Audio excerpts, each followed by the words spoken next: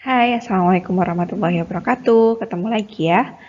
Kali ini kita akan belajar mengetahui tentang fermentasi atau respirasi anaerob.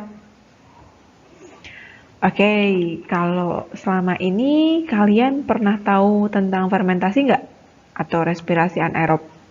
Jangan-jangan sebenarnya kalian sudah banyak mengkonsumsi makanan-makanan hasil fermentasi, tapi nggak tahu prosesnya. Nah, di sini kita akan belajar ya, untuk tahu hal apa saja sih yang terjadi dalam proses fermentasi dan reaksi-reaksinya. Nah, yang pertama, sebelum kita tahu fermentasi alkohol, kita harus tahu sendiri ya, tentang respirasi anaerob dan aerob. Bedanya di mana? Bedanya adalah ada tidaknya oksigen dalam proses dari reaksi tersebut ya. Kalau yang aerob berarti dia ada oksigen, sedangkan yang anaerob berarti dia tidak ada oksigen dalam prosesnya. Baik, yang pertama kita belajar tentang fermentasi alkohol. Fermentasi alkohol membutuhkan substrat berupa glukosa. Contohnya pada saat kita ingin membuat tape.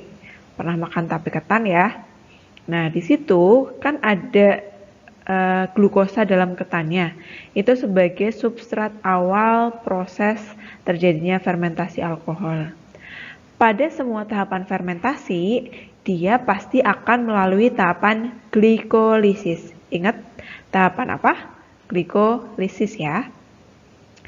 Pada tahapan glikolisis, di situ kita akan menghasilkan beberapa zat, yaitu 2 ATP, 2 NADH, dan asam pirufat. Oke, kalau dilihat di gambar, di sini ya, ada glukosa, ada NADH, ada ATP, dan 2 asam pirufat. Pasti akan ada mereka dalam proses fermentasinya. Selanjutnya perbedaannya adalah hasil akhirnya. Pada fermentasi alkohol, hasil akhirnya berupa etanol dengan pengeluaran zat samping berupa karbon dioksida atau CO2. Jadi ini prosesnya perubahan dari asam pirufat ke etanol membutuhkan energi sebanyak 2 NADH. 2 NADH ini dihasilkan atau didapatkan dari mana? Dari proses pertama, yaitu pada proses glikolisis. Jadi pada proses glikolisis ini 2 NADH-nya digunakan sebagai bahan perubahan 2 asam pirufat menjadi 2 etanol. Begitu ya. Nah, misal contohnya pada saat apa sih? Biasanya nih kayak gini. Pada saat yang pertama tadi ya, fermentasi pembuatan tape, kemudian juga bisa jadi pada saat pembuatan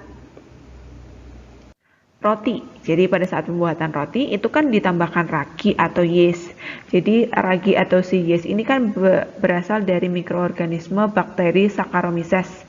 Nah, bakteri Saccharomyces ini nantinya akan mengubah glukosa pada ketan ataupun pada terigu pada saat kita membuat roti menjadi asam pirufat dan nantinya akan dihasilkan gelembung-gelembung CO2 yang dilepaskan. Apakah di situ bisa terbentuk etanol pada saat pembuatan roti? Bisa jadi, tapi kita tahapannya hanya sampai untuk pelepasan CO2-nya sehingga rotinya tidak bantat atau dia akan mengembang dengan cantik. Itu adalah fungsi dari fermentasi alkohol pada beberapa contoh di kehidupan kita.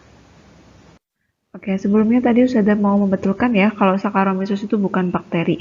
Maaf, Ustazah agak oleng. Oke, selanjutnya respirasi anaerob atau fermentasi yang kedua adalah fermentasi asam laktat. Fermentasi asam laktat ini biasanya terjadi pada saat metabolisme di dalam tubuh kita ya. Contohnya itu secara umum adalah proses di mana pada saat kita melaksanakan suatu gerak yang tidak biasanya, seperti misalnya lari ya. Pada saat kita lari, pada saat awal, energi yang dihasilkan adalah energi secara aerob karena oksigen yang ada di dalam sel-sel tubuh kita itu masih mencukupi dalam proses pembentukan energinya. Namun lama-kelamaan dengan dibutuhkannya energi yang banyak pada saat proses berlari itu, akhirnya akan terjadi perubahan proses menjadi fermentasi anaerob, yaitu fermentasi asam laktat. Karena apa? Karena oksigen yang dibutuhkan di dalam sel tidak tersuplai maksimal oleh tubuh. Bentuk fisiologis dalam tubuhnya ditanggapi dengan bagaimana? Biasanya kita akan terengah-engah. Jadi seperti mengambil nafas secara dalam-dalam dan dalam waktu yang cepat. Nah, itu adalah salah satu respon tubuh untuk menyegerakan pengiriman oksigen ke dalam sel-sel tubuh yang sudah mengalami kekurangan oksigen dan terjadi proses fermentasi. Begitu ya.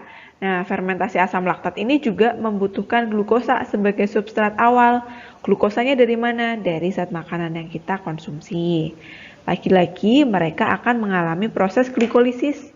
Jadi akan ada hasil 2 NADH, 2 ATP, dan 2 asam pirufat pada awal proses fermentasi. Kemudian, 2 asam pirufat ini akan diubah menjadi laktat atau asam laktat dengan perubahan NADH menjadi NAD+. Nah, pelepasan ini akan menghasilkan penumpukan laktat di dalam sel-sel tubuh. Laktat ini sebenarnya masih mempunyai energi yang belum terpecah, sehingga nantinya pada saat pasokan oksigen yang dibawa oleh darah masuk ke dalam sel-sel tubuh kita, asam laktat akan kembali dipecah seperti itu. Nah, pada fermentasi asam laktat, hasilnya adalah 2 ATP dan 2 asam laktat. Tidak ada CO2 ya. Berbeda dengan yang fermentasi alkohol, yaitu ada 2 ATP, 2 CO2 dan 2 etanol. Itu perbedaan antara fermentasi asam laktat dan fermentasi alkohol. Oke, yang selanjutnya adalah tentang fermentasi asam cuka. Kalau asam cuka ini proses fermentasi yang bertahap ya. Jadi dia tidak seluruhnya dalam keadaan anaerob karena di sini fermentasi berlangsung dalam keadaan aerob. Artinya fermentasi asam cuka ini berlangsung setelah fermentasi alkohol pada suatu mikroorganisme tertentu, ya. Dari proses fermentasi asam cuka ini juga kelihatan perbedaan energi yang dihasilkan, di mana energi yang dihasilkan di sini adalah 5 kali lebih besar daripada energi pada fermentasi alkohol.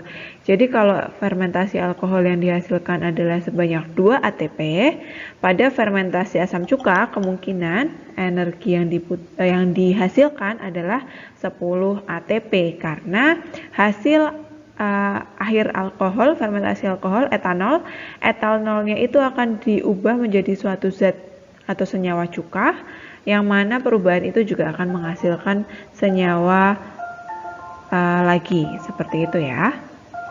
Berikut demikian dari Ustazah, semoga bisa difahami. Terima kasih.